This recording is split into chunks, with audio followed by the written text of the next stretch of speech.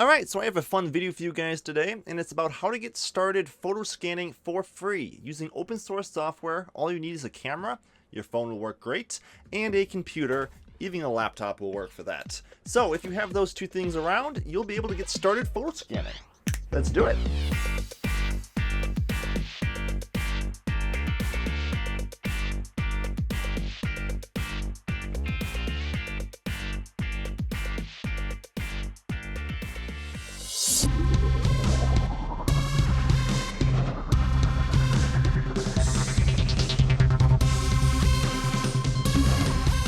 Special thanks to Sketchfab for sponsoring this video. If you didn't know already, Sketchfab is a large online website where you can share and now buy 3D models and assets. There's over 2 million models available on the website, and now they have a store where you can buy and sell models. I actually think the coolest thing about Sketchfab is that it has its own built-in render engine, where you can actually render and preview the models online within your web browser, where you can have it rendered in real time from any different angles so you know exactly what you're getting before you purchase something. I already have my realistic nature asset pack available on the store, and you can save 20% off anything in the store using the coupon code CGGeek for the next 2 weeks, link in the description.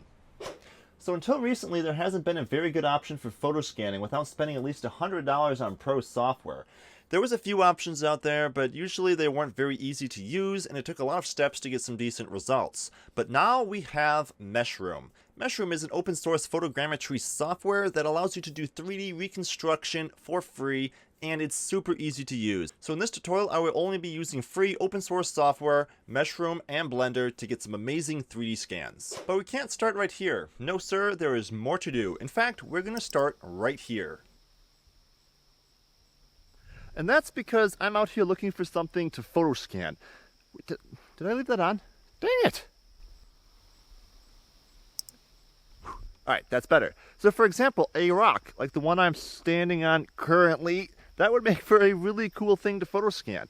And that's because I think photo scanning things in nature is some of the coolest things you could photo scan, because you get that real organic look that can sometimes be hard to model, and so it looks the most realistic. You can't beat the realism of a photo scan. So certain things in nature will photo scan really well, and other things will not photo scan well at all. So it's important to pick the right objects to photo scan. I also recommend shooting on an overcast or cloudy day. As you can see right now, the sun is shining, and this is an example of when you don't really want to scan. If you were shooting in anything that was in the sunlight, you'd have some really bright spots on your model, and you'd have some long shadows. These are both things that you don't want in your 3D scan, because you want to add these things later in your 3D software. For example, these rocks here would make for an amazing 3D photo scan, as your 3D scanning software would have no problem scanning them as they're solid objects, and you'd end up with a great looking 3D object. But then things like these ferns here, for example, these would not photo scan well at all, as it's impossible to tell the depth from them, and they're thin and translucent, and your 3D scanning software would never be able to get a decent scan out of something like this. So, here's a list of some things that would photo scan really well out in nature. This stump. This log, this rock, this stump, this pile of, no, don't scan that. And here's a quick list of things that you want to try and avoid scanning in 3D, like flowers, leaves, this pile of, and here's the object I've decided to 3D photo scan, a stump. This stump should make for a really cool 3D scan, as it has some unique shapes and curves, and as well as a solid object, so there's nothing that will be too difficult to scan in it. So what I'm going to start off doing is just kind of clear back some of the weeds and stuff that won't scan so nicely around the base of our stump, kind of opening up like this mushroom that you see here. That's going to make for some really cool details in the scan. So I'm just going to kind of clean off the object a little bit and keep all the grass and stuff away from the object. Alright, and our stump here is now ready to be photo scanned, and I'm just going to be using my phone to snap some shots of this, as that's all you really need to get a decent photo scan. So the last thing to know is you're going to want to set your phone's camera to use manual settings. Now if you don't know how to change your settings, or you can't change your settings in your phone, there's a whole bunch of apps available that will give you manual control over your phone's camera. And this is because you don't want the exposure changing depending on what angle you're taking your shot when you're taking your photo scan. So you want to set the exposure to be manual, and you want to set the white balance to be manual, so the colors and lighting don't change depending on the angle of the shot you're taking. And you're going to want to shoot at least 50 photos of your object from every different angle surrounding the object, getting up close for some details, getting back a little bit to cover the whole object with all your shots. And yeah, you're better off to have more photos than not enough photos, as you can always delete a few later. So go ahead and shoot shoot a whole bunch of photos, and then we can go ahead and take them to the computer and start processing them. So now the goal is to just take a shot from every different angle surrounding your object, making sure the object is in frame the whole time. And then once you've gotten the whole 360 view shot all around, taking about 30 photos or so to get around a full circle, then you can get up closer and get some detail shots so you can have some higher resolution textures on your object. And once you've done that, you've taken some top-down shots, some low shots, getting the whole object surrounded, you're ready to go. So now all you have to do is take your SD card and throw all your images onto the computer, and you're ready to get started. So with your images here, you are ready to get started photo scanning. As long as you went ahead and downloaded Meshroom, go ahead and download it for your system, get it installed, and all you have to do then is go ahead and open up the folder that it's sitting in and double click Meshroom and get it open. Here you see we have a nice clean layout with a few different windows, one for our images, our image viewer, our 3D viewer, and then our graph editor. So Meshroom works off of a node-based workflow, which is really great because it has all the different steps involved already set out here and gives you a whole lot of control to work with. And also, if you're already used to something like Blender Cycles or other render engines, you'll be used to a node-based workflow and you'll find it really helpful and really easy to work with. So before I go anywhere else, let's go ahead and import our images. Now Meshroom likes to use images that are at least 5 megapixel. If you shot something lower than that, you might have to actually scale it up because I had a hard time importing images that were any smaller than 5 megapixels. But go ahead and get your images now. You can see I have them right here. I'm just going to make a selection of all of them. I'll pull it out of the way here, and you can just go ahead and drag it right into your images spot there. Let it go, and it'll take a second, and then Meshroom will import all your images.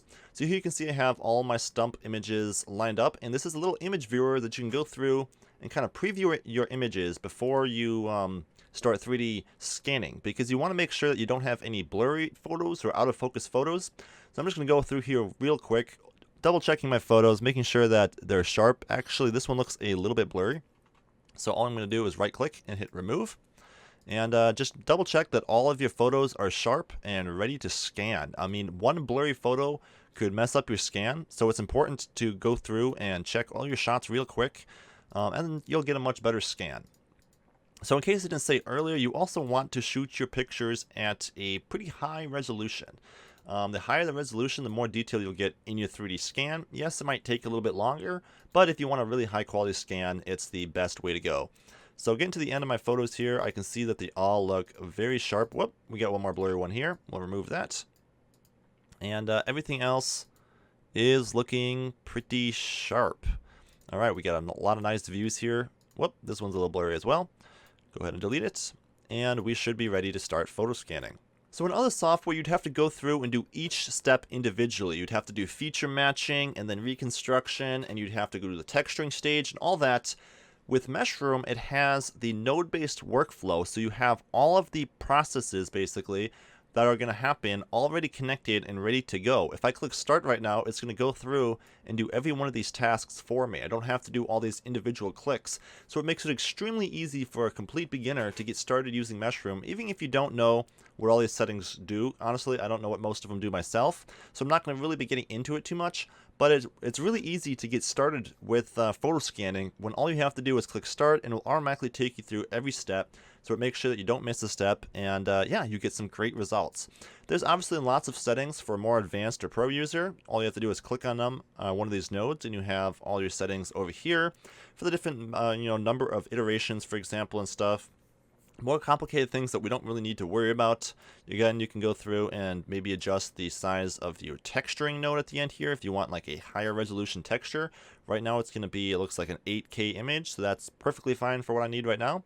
But yeah, lots of cool stuff. All these things are going to happen by themselves, so it makes it extremely easy to do. So the only thing you really have to do is import your images and save your file, and if you want to leave it at that, you could go ahead and have a very nice photo scan. And that's what I'm going to do because this is a beginner tutorial. I'm not going to get into the changing these settings and stuff, but if you wanted to, you definitely could. And for example, if you wanted to say save 2 different texture maps out, one at 8K for your high resolution and one at 2K for your game, model, you could go ahead and just take another texturing node by right clicking and adding a texturing node right here. You could go ahead and connect this up just like that one's connected up. And you would be able to change these settings then to be something like 2K And when you exported, you would have a 2K and a 4K. You'd also have to obviously connect these two nodes as well in the same order that this one's connected, and you'd be ready to go. So I'm not going to go ahead and do that right now because I only need one texture, but that's how you would do it. So right click, delete node, and we're ready to start photo scanning. The only step you need to do now is save your project. So I'm just going to go ahead and save as my project in the right spot here, and we'll just do a tutorial. And we're ready to go. So I'm going to click start, and as soon as you click start, you can see a nice bar pop up here, and then you also have a bar pop up down here. So it shows you what step of the process Meshroom is at. Right now we're at the feature extraction, and it will move along through all these different nodes. You'll know exactly what step of the process Meshroom is at, and this will take, you know, up to 5-10 minutes, or even longer if you're using a laptop, maybe even an hour. So be patient, and as it goes, we'll see some results start popping up here. So exciting stuff, and I'll be right back with you guys. Okay, so we're about halfway done, and you can see now that our image matching and feature matching and structure for motion is complete, we have a point density of our model, and we can kind of zoom around here, and we can see that Meshroom has already set up all the different images in the right order and is now working on structuring the mesh. So you can see a point density right now just by using your left click and kind of panning around, and then your middle mouse button to move the view. Just kind of like Blender, if you were used to Blender, you can use your left click to kind of pan around and your middle mouse button to move. Yeah, so we have a really cool scan in the works here, and it's really exciting to watch it kind of come together. You can see right now we're working on the depth map down here. That's kind of working on the actual model, taking the point density and turning it into a mesh. So really exciting stuff, and I'll be back with you guys when we have some more results. And you can see now we are finished. We have our point density here, and then if I click load model, it will load in our mesh model. So you can see exactly how the geometry looks on your finished model. Here you have it. It looks super cool, and that is really it. It already saved all the files you need onto your hard drive, so you're ready to go. So this scan probably took about 15 minutes for me, and I have a pretty beefy computer, so it might take up to an hour or more on a slower computer, but just be patient. You can go ahead and do other things on your computer and just leave this in the background and let it do its thing. You can see how cool our model looks just by kind of panning around with your left mouse button and then using the middle mouse button to kind of position the view and zoom in a bit. You can turn off the point density cloud and just see your mesh and just kind of pan around, and this looks like a really excellent photo scan. I wasn't sure how it was going to turn out, but it looks like Meshroom did an amazing job, and I'm really excited to open this up now in Blender and see what kind of renders we can get. So without further ado, let's jump over to Blender now. So over in Blender now, we can go ahead and import our object. I'm just going to go ahead and go File, Import, and then you're going to go down to wavefront.obj. Click that, and we're just going to locate our 3D object here real quick. So here's the folder that I saved the Meshroom file into. You're just going to go ahead and click on your Meshroom file, and then you're going to go down to the texturing stage. Click that, click the opening folder, and you can see we have our object right there already textured. So just select the .obj file and click Import Object. Give it a second. If it's a larger file, like mine is probably 500,000 vertices or something, you're going to have to wait just a little bit. And here you can see we have our object imported. The orientation is kind of messed up, so I'm just going to go ahead and, well, let's get rid of that default cube, always getting in the way. And then we'll just grab our plane here, double tap R, and spin it around until the rotation is lined up with our grid floor. I'm just going to hit 1 and 5 on my number pad to go into orthographic view, kind of rotate it from here now, and just place it right along the red line there so I have it nice and in my view. You can see we have some really highly detailed results, and this looks super good, and this literally took us just 2 or 3 clicks to get. So some amazing results. I'm really excited about the future of Meshroom. It looks really promising right now. And so what I like to do first with one of my 3D models, or 3D scans in this case, is I like to kind of reduce the geometry as much as I can without seeing any noticeable difference.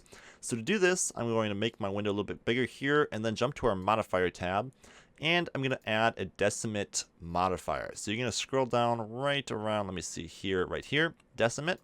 And this will allow you to reduce the number of vertices in your scene. And sometimes you won't even notice a difference in quality when it's this detailed. So you can see if I took the ratio down to 0.5, this would be removing half of the vertices in this object. And if I just give it a second there you have it.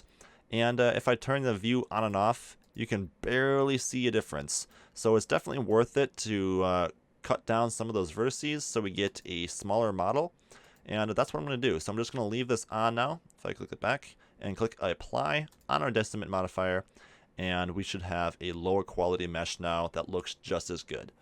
All right, with that done, I'm going to go ahead and add one more modifier, and this is the smooth modifier. So the smooth modifier, let me locate it right here, the little iron. This allows you to add an amount of smoothing to your object without doing anything too permanently, like using some of the other options in Blender. This allows you to control it but not apply it, so you can change it later on, and so it's really great for stuff like this. So I'm going to go ahead and turn the repeat on to about 3, and then just change the factor until it looks like it's smooth enough but not losing much detail. So you want to be careful with this setting. You don't really want to take away any detail, but you can kind of fix some jagged edges with it. So I think right around at 0.55, leaving the repeat on 2 or 3, maybe just 2, and then taking the factor up just a little bit more until you get some nice sharp edges but not too much of the vertices showing. Right around there, I think about a 0.9 and 2 for my repeat looks pretty decent. Alright, and the last thing you can do is choose smooth shading on your mesh. That will smooth out the geometry. And let's go ahead and place our camera and get a render for this. So I'm just going to go Alt-Control-0 and snap our camera to our view. You can see it's a little close here, so I'm just going to right-click my camera, grab a middle mouse wheel, pull it back a bit, double-tap R to rotate it down, and let me just kind of double-tap R again, and then G to move my camera around to kind of get a cool view of our stump here. Something like that's looking pretty cool, I think. So I'm just going to place my camera right about there. Alright, sweet. And let's get a material on this object. So I'm going to go ahead and split my window here, close off that toolbar with T, and we'll open up our node editor right there. Close off the properties tab with N, grab our object, go to our material settings here, and you can see that right now it's set up to use the object in Blender render, but we want to use that in cycles. So I'm going to change that to cycles render, just check use nodes, and now all we have to do is add that image texture in. So Shift A, add in texture, image texture, connect it to our diffuse shader. Actually, I'm not going to use the diffuse shader. Real quick, I'm going to delete the diffuse shader, Shift A, and add in the principled shader. This will give us some more control and much more neat and organized node layout. So I'm just going to connect the color from our image texture to the base color of our principled shader and connect it to the surface of our material output. All we need to do now is click that little button and load in our texture that's already loaded into Blender. This is texture underline 0, and we'd be ready to go rendered and see some results. So here you can see our object is being rendered without any lighting right now, and it looks super cool. Let's add an HDR to light this scene now. So to do this, I'm just going to click on our nodes down here to our world settings, and if I switch over to our world settings over here, I'm just going to choose use nodes. You can see we have our backdrop here, and I'm going to go just Shift A, add in a texture, environment texture, connect that right up to the color there, and we'll open up our 3D environment texture. Alright, so here I have my HDR. I'm just going to double click it and open it up. And here you can see our scene is nicely lit now by that HDR. Now there's a few quick tips that you can do in cycles to make your 3D scans look even better. And I'm going to show you guys how to do that right now. So go ahead and grab your object, switch to your material settings. And you can see right now that the specular is kind of shining all over the object, and it makes it look kind of bad. Let's be honest, it doesn't really look that realistic to do that. I'm going to Shift A and add in a color ramp, so converter color ramp right there. And we're going to connect our color to that color ramp and then connect the output to our roughness. Now right now you can see it looks really shiny, and that's because we have to work on this color ramp a little bit. To make adjusting these nodes even easier, I'm going to quickly enable the Node Wrangler add-on by going User Preferences, Add-ons right here, and then just start typing in node, and you can see we have our Node Wrangler. Check the box and we'll be able to use that. So now I can just go Control Shift and click on our color ramp and see exactly what we're getting. So what I want to do is I want the blacks to be the areas that are the shinier areas of the mesh, and the whites to be the opposite. So right now you can see this is kind of inverted. So what I want to do is invert our color ramp to fix that. So I'm going to click the little arrow there and flip it around, and right now you can see that everything is going to be not too shiny except for these few black areas that are going to be really shiny. So what I want to do is I want to pull in the black levels here a bit. Okay, something like that. And now you can see that these areas would be really shiny and these areas would be really flat. If I was going to go to it right now, you could see that we have some shiny areas in there. but most of it's flat. And I think this looks a bit better. I need to tweak this a little bit more. I don't want anything 100%, so I'm going to take the black level here and raise it up a bit. And then let's pull this back a little bit so we don't lose too much detail. And again, with the white, we can make that a little less than 100% right there. So we have a little bit of specular everywhere. So something like that. Now if I go to our principled shader, you can see that it's already looking a bit better. Now we need to add a little bit of bump mapping. So bump mapping, again, we can do really easy by adding in a converter vector right there, bump. Go ahead and connect the color output to the height, drop the normal right into there, and you can see we have some bump mapping right off the bat. We could again just go Shift A and add in another converter color ramp to kind of tweak this map. And now we can kind of play around with the intensity of the bump using this color ramp.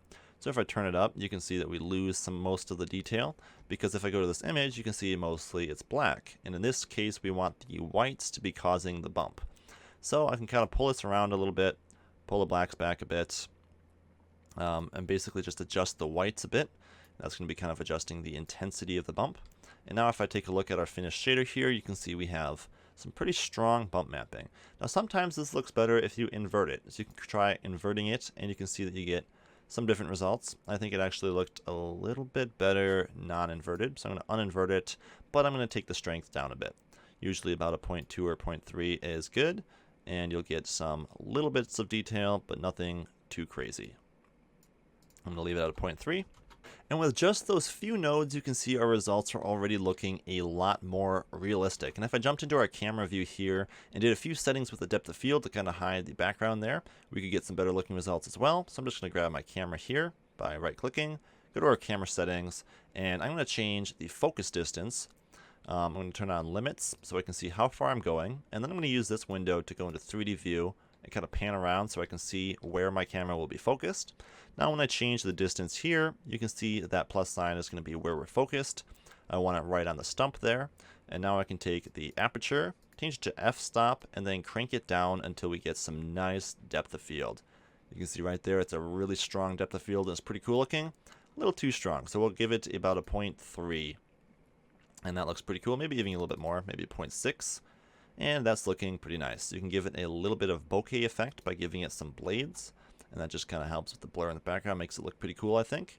And you can see we get much better results. The last thing to do is change some of our world settings here.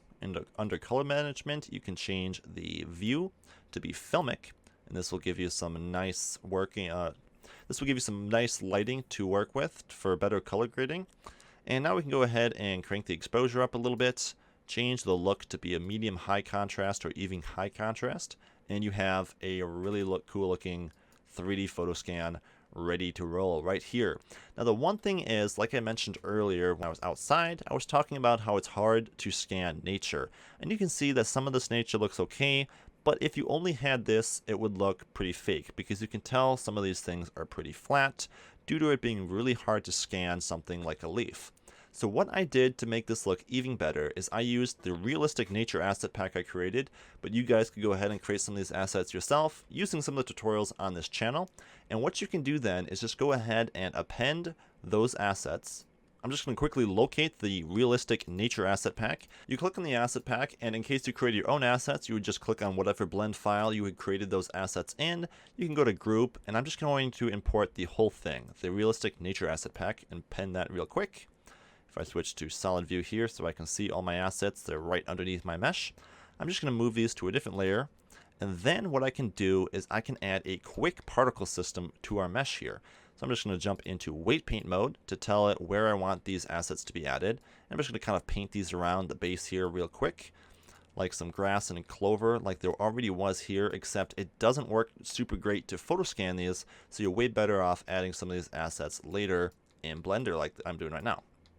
So I'm just going to quickly paint some messy spots right there for some nice nature.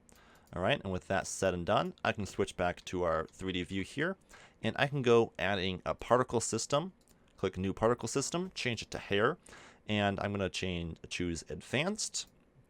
And now I'm going to scroll down and I'm going to change it from path to object. I'm going to grab the clover object right there, and you can see we have clover now all over our scene. So I'm just going to continue scrolling down, go to our vertex groups, and change the density to be that group I just painted. Now you can see we have some nice clover all over our scene. I'm going to click rotation so it's all rotated on the right orientation. And then I'm going to change the random size, the scale a little bit, and then of course take down the amount of them quite a bit. I'll take it down to about 55, and that will be good. And maybe just a little bit more. Maybe we can go 75. And that looks pretty cool.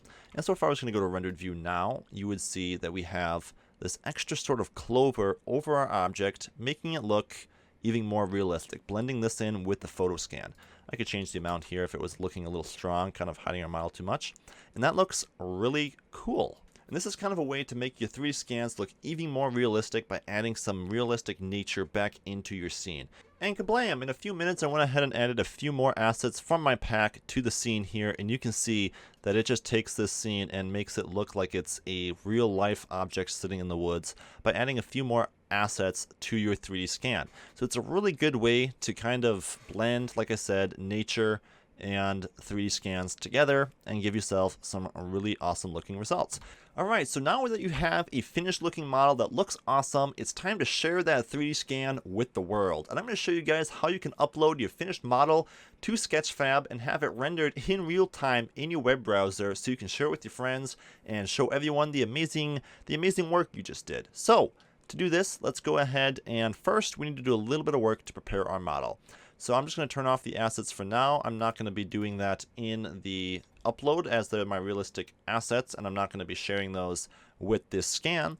And what else you want to do is you want to kind of delete some of the excess object geometry to your mesh. So I'm going to go ahead and tab into edit mode, go to top view here if I grab my key. Now using the circle select, I'm just going to change the size to be just the right size for my detailed object scan in the middle. I'm going to click once, and then I can go Control I, and it will select everything else around it. You can see that I didn't select everything though because I did not click this button here, which is limit selection to visible. So one more time I'm going to do that. Click the whole object right there. So we have all the detailed areas selected. Control I, I'll select everything else, X, and delete the vertices. Now we're left with just our detailed scan in a nice little circular platform, ready to be uploaded online. So what we're going to do is we're going to go ahead and go File, User Preferences. I'm going to pull this over here. You can see where we had just been using it. I'm going to start searching for Sketchfab, and you can see we have a Sketchfab exporter that comes packed with Blender. All you have to do is check that box right there to enable it. And you can see if you jump down here that it is located in the tools. So I'm going to come over here, and right here you can see we have our file object for our Sketchfab model. So all you have to do to upload your object to Sketchfab through this add-on is first have a Sketchfab account, and then you can connect your account right here within the Blender add-on by clicking Claim Your Token. You'll get your token emailed to whatever email address you have set up on your Sketchfab account, and then you'll get a code that you put in right here. Once you do that, it's already connected and you'll be able to upload directly to Sketchfab. You're just going to want to give your title like a, say, awesome 3D scan. Woo! And then give it a little description, give it a few tags. You can choose private if you want to, and then click upload. It will start taking a little bit of time, and you'll see that it's uploading right here. Just be patient and let it do its thing. And once your object is done uploading, you'll have a little button here that allows you to view the model online. Just go ahead and click that. So here you can see my 3D model already uploaded to Sketchfab and ready to be rendered. So we're going to have to put in a few settings to determine how we want our object to be rendered on Sketchfab. So all we're going to do is click Manage This Model, and then we're going to go to 3D Settings. Go ahead and click there, and you bring up basically your little 3D online render engine that works right within Sketchfab's website. It's super cool. And I'm going to show you guys real quick how to put your material on it and how to even like change the lighting and everything. It has a lot of control, and it's super awesome. So first off, let's choose our lighting. So I'm going to click to the lighting here. You can see we choose an environment. This would actually work pretty good, something in the nature. So I'm going to grab, we'll just use the Mur wood right there. And that's already what was chosen, so that'll work good. And basically we'll leave that until we have our textures on our model now. It's already set up pretty good. So I'm going to go ahead and go to our materials. And for our albino, this is basically our diffuse texture. You're going to go ahead and click that. You're going to have to import the texture. And basically, you're just going to locate the texture on your desktop real quick. So I'm going to go to my 3D objects, my Photoscan, right here. And then under our Meshroom file, just like before in Blender, we're going to open up that folder that has the texture underline 00. It's located right where your object is located. Go ahead and open it up. Give it a second to upload, and you're ready to go. So I'm going to go ahead and choose that texture. If I go out here, you can see that it's imported, but we just have a ton of specularity on it right now, so it's not really visible. So I'm going to go ahead and give that same texture to the specular. So I'm going to choose texture and choose that texture again. And kind of just like we were doing in Blender, we can use the texture to control some of these factors. So now I can kind of adjust the roughness to adjust how much specular I want on my object. I can adjust the amount of specularity as well, as that was a little overpowered, I thought. So I'll turn that down a bit. And then you can also change the glossiness. So you can choose if you want roughness or glossiness and adjust both of them. Alright, so that's looking pretty cool. And just like in Blender, we have our displacement option here. And I can go ahead and tell it to use the texture for some displacement as well. So I'm going to go ahead and grab our texture right there. Again, if I just click choose texture, you'll have the texture already loaded there because you already uploaded it. So go ahead and click that. And if I jump out here, oops, I wanted to go to displacement here. Go ahead and check the on button for displacement and go ahead and open that texture. With that opened, you can see it's a crazy amount of displacement, but you can turn this down to something very small and get just a tiny bit of extra displacement in your model. It can look kind of cool. I'm just going to go to about a 0.2 as a little bit goes a long way. And again, you have your normal and bump map as well. I could turn that on, grab a bump map, again using that same texture as the bump map. And that looks pretty cool. If I want to crank the strength up, you can see we have some really cool details. So this is more what you want to do. You don't really need the displacement for this, as the displacement changes geometry more. And this is just the surface of the material with the bump. So you can see that that gives us some of the great results that we were getting in Blender right within Sketchfab. So that's looking pretty cool if I don't say so myself. And there's all kinds of other options you can do here. You can go ahead and enable ambient occlusion, and that will give you some of the dark spots in areas where the mesh kind of connects with each other. And you even have subsurface scattering. So obviously in a mesh like this, we don't really need subsurface scattering for most of it. So I'm not going to really use it. But if you were doing something like nature assets or something, you could add subsurface scattering and it would be super cool. You also have translucency there as well. But again, I'm not going to be using it for this scene. So there's our 3D scan. The last thing I want to do to make this look super cool is go to our post-processing filters, enable screen space refraction. That'll give us a little bit more shadows and stuff in our scene interacting with our HDR image. And then go ahead and choose SSAO. Go ahead and enable grain, and you can go ahead and change the amount of this to kind of give yourself a little bit of film grain to your render. Depth of field, of course, you want to enable that. And then you can go ahead and click, and it will be focused on whatever you clicked on. You can change the amount to foreground blur / background blur. I'm just going to leave the settings at default, but it looks really cool. And then again, sharpness, if you wanted to add more sharpness, you could do that. Vignette, of course, you need a vignette. Everything looks better with the vignette. And bloom, you can get some highlights going. This looks pretty cool. If I take it down real low, you can see some of the brighter areas start glowing. In a scene like this, you don't see, okay, they change the intensity a little bit. You can see you get some highlights. So this is all within an online web browser. How cool is this? And with our object set up, make sure it's focused on the right point, right about there. You click Save Settings. It will upload your texture and save all your settings, so when anyone else views your model now, they'll see it just the way you set up right here. Alright, so that's going to do it, guys. I hope you have fun doing some 3D scanning and sharing your finished models with the world. Again, I'd like to thank Sketchfab for sponsoring this video. Definitely check out the new Sketchfab store where they have all kinds of models that you can preview just like this before purchasing. And yeah, they have a great variety. I myself already have the realistic nature asset pack over on Sketchfab, so you can go ahead and see what they look like rendered from any different view, and yeah, decide if they'd work for your scene or not. So, thank you so much for watching this video, guys. Let me know if you liked it with a thumbs up. Let me know if you disliked it with a thumbs down. And share your thoughts in the comments. I'll see you in the next video. Bye!